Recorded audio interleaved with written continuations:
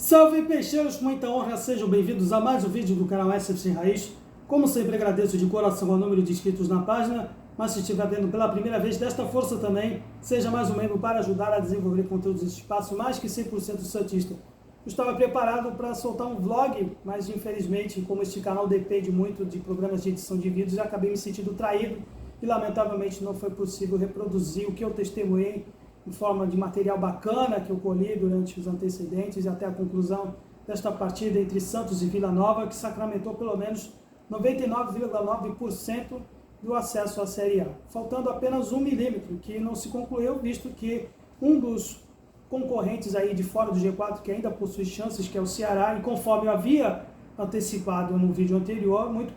provavelmente não deixarei escapar essa chance, e realmente se concluiu. No exato momento que gravo este vídeo, o Vozão venceu o Avaí por 2-0 e mantém ainda as suas chances, e adiando as chances do Santos realmente de oficialmente sacramentar sua vaga definitiva ao lugar onde nunca deveria ter saído. No dia de finados, no dia 2 de novembro, dia de celebrar os mortos, mas que poderia servir para enterrar de vez o pesadelo que nos meteram do ano passado. Bem,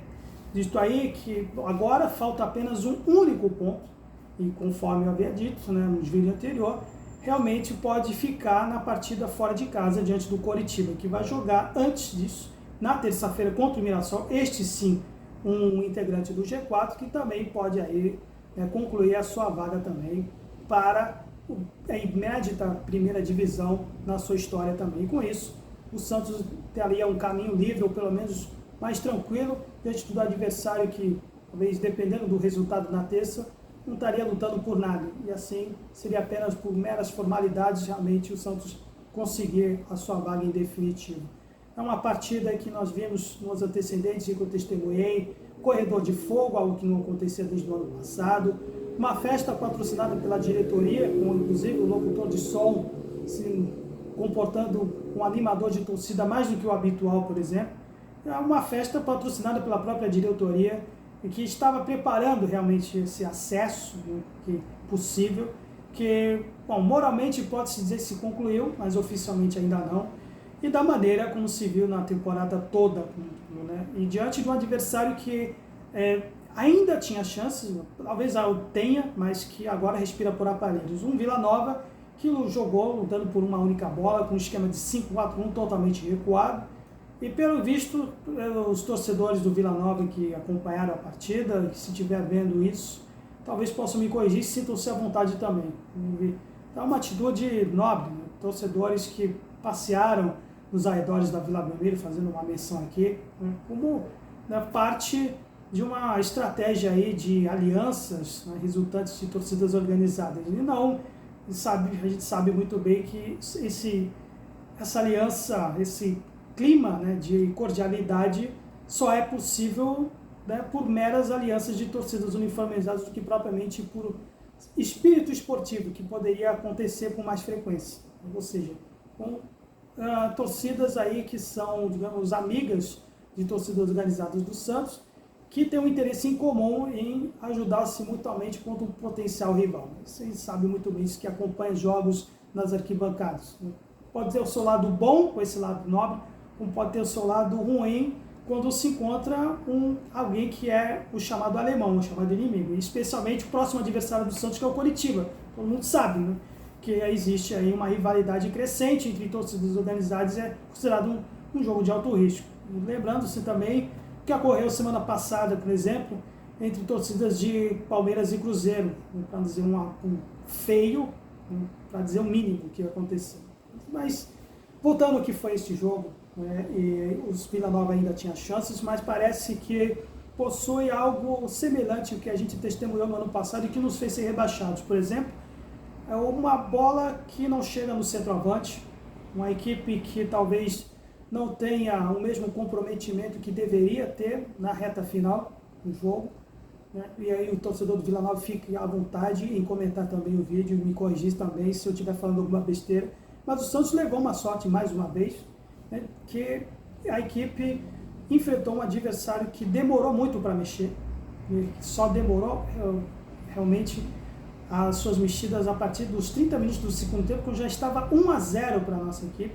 A essa altura já tinha entrado o Otero, já tinha entrado o Sherman,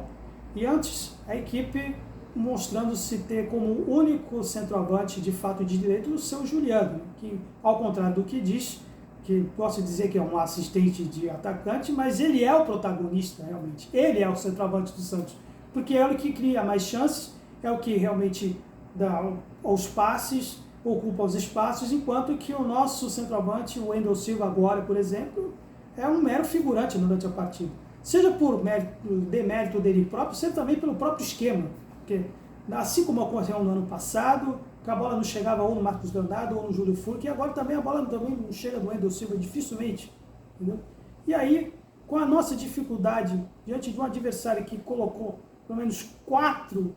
no meio do campo, no esquema de 5-4-1, com apenas um atacante na frente, na linha de ataque, e a nossa dificuldade constante de fazer infiltrações pelo meio, de criar jogadas pela intermediária, se limita às jogadas de ponta. Na maioria das vezes na pessoa do Guilherme, o Luiz Bar fazendo corredor de um lado, e o Serginho e o Sherman no outro. O Carille repetindo a escalação da partida anterior diante do Ituano. Alguns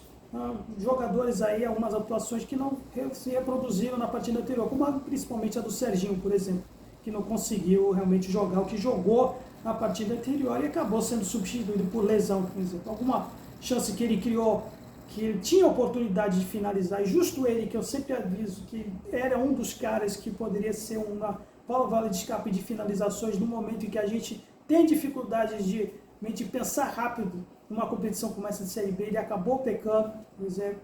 E o Rainer, eu falei Sherman, mas eu já acabei falando aqui uma besteira, mas foi o Rainer que entrou, contestadíssimo Rainer. Sherman entrou logo depois, por exemplo. Renatinho chegou a ter uma chance, inclusive, de cabeça, mas acabou sendo vaiado pela torcida quando foi substituído, por exemplo, porque errando passes de 3 metros, na costumeira instabilidade dele a partir desse campeonato brasileiro da Série B, por exemplo. Então, o Diego Pituca hoje, ele poderia, acho que eu sempre falo a respeito dele, é um rapaz que gostaria muito que ele ajudasse nessa construção de jogadas, mas que só se concretizou mesmo nele partindo para o ataque, mais para marcar a posição de bola do adversário, do que realmente ele servir de assistências para servir um cara de bola longa, de bola de longa distância, de finalizações, como o João Schmidt, que se limitou-se também a apenas fazer os desarmes. Então, a gente tem um meio do campo ainda com média de idade, além dela ser elevada, tem essa dificuldade de fazer o auxílio na construção de jogadas, por exemplo. E na dupla de zaga temos aí o João Bastos, que teve a felicidade de ter feito o gol, mostrando ter o apetite, mostrando o serviço, né, no remanescente daquele time que acabou sendo rebaixado, mostrando aí que quer ficar, quer mostrar realmente que vale a pena ele continuar para o ano que vem. E o Gil, por exemplo, mais uma vez, nitidamente para mim, está correndo no sacrifício, puxando o pé esquerdo, por exemplo, e por isso que merece sim uma grande homenagem, caso ele resolva realmente encerrar sua carreira em definitivo. Se ele tomar essa decisão, não vou condená-lo por isso, ele merece toda a nossa ovação pelo sacrifício que ele anda fazendo, pelo menos para mim. Dá para ver realmente visível que ele realmente está sacrificando pelo clube, está sacrificando pelo momento, o Gil, sabe? Eu quanto que hoje, o segundo tempo que tivemos aí, que o grande destaque, a grande válvula de escape acabou sendo o Otero, nesse time limitado pelo Fábio Carille. Ele acabou sendo o grande nome da partida quando participou de todos os lances dos 3 gols, seja, por exemplo, no lance que originou a falta, para gol da cabeçada do João Bastos, seja no pênalti que ele acabou sofrendo, seja também pelo último gol, acabou coroando a atuação dele, merecidíssimo, teve a chance de um jogo, um lance típico dele no gol de falta, que aí encerrou com chave de ouro aí essa partida que o Santos deu esse passo aí em volta para quase, uma missão quase cumprida, com toda a festa que se seguiu, com toda a pompa, show pirotécnico dentro de campo, que é aqueles papéis picados que se via na década de 80 agora de forma artificial. Uma festa bonitinha, mas, sabe, com o torcedor, e o torcedor santista pode talvez concordar comigo, foi apenas uma festa realmente patrocinada pela diretoria, produzir cortes para a rede social. Porque ela sabe que precisa mostrar serviço, precisa mostrar que o Santos precisa dessa reconstrução, mas Ao sair do estádio, todo mundo feliz no momento, mas saindo mesmo depois dos arredores, não teve, por exemplo, fogos de artifício, não teve buzinaço, porque o torcedor do Santos não vai se acostumar com algo que, por exemplo, comemorar uma coisa que não deveria ter acontecido, por exemplo, da maneira traumática que foi. A torcida santista está aquele paciente que acabou de sofrer um acidente, uma fratura, está colocando platina exposta e que pode demorar anos, dependendo do planejamento que essa diretoria desenvolver, pode demorar anos para realmente se recompor. Talvez um feito milagroso, um feito extraordinário, como anda acontecendo agora com os outros aí clubes que sofreram para voltar, como os finalistas agora de competições sul-americanas, como o Botafogo, que ficou um bom tempo na Série B, o Cruzeiro, que ficou um bom tempo na Série B, que agora está na final da Sul-Americana. Esses clubes, né, que ralaram muito para voltar agora a esse cenário de proeminência no futebol nacional, enquanto que nós realmente estamos dando aí, pelo andar da carruagem, pelas informações que nós temos, e porque o torcedor do Santos não é bobo, vai raciocinar de forma lógica e não posso culpar por que clamam por SAF. Eu ainda continuo, da minha humilde opinião, que eu sou contra, mas também não vou ficar argumentando, tentando de convencer o torcedor que é movido pela emoção, vendo, por exemplo, um momento que poderia ser de festa, e vou retornando para casa, tendo que se deparar com a notícia que houve uma confusão logo depois, no encerramento da partida, envolvendo o próprio presidente Marcelo Teixeira e sua comitiva em pessoa, com membros de, talvez supostamente, membros de torcida uniformizada, porque pela experiência que eu acompanho aqui, nem sempre quem investe camisa de organizada realmente é de organizada. Mas, bom, o que aconteceu, que não dá para tomar partido do que houve nos camarotes, é uma discussão ríspida envolvendo aí a diretoria e a torcida,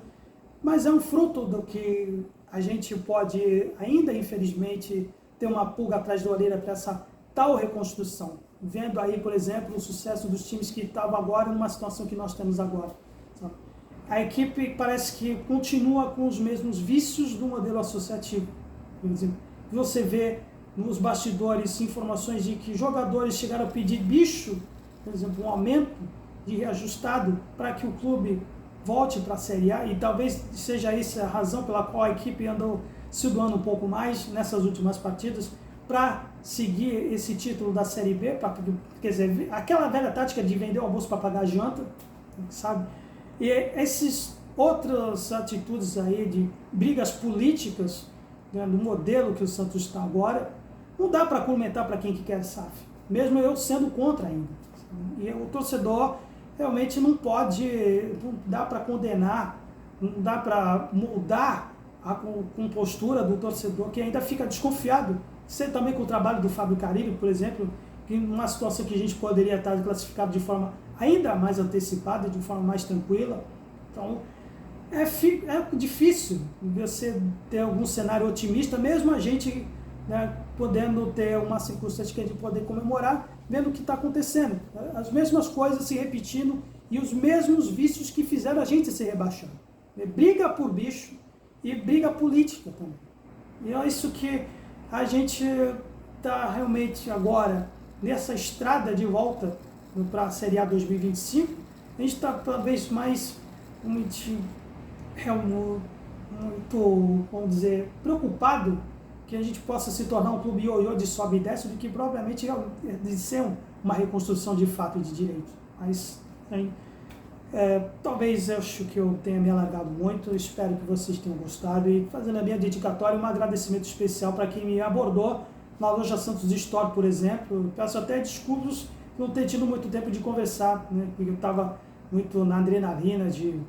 produzir, né, ver também as lojas, também por conteúdos e tal, mas eu agradeço também pela oportunidade e pelo apoio quem realmente viu, né, que acompanha o meu canal. Espero que tenha gostado também. Deixe sugestões de críticas na seção de comentários e até a próxima. Santos sempre Santos, valeu!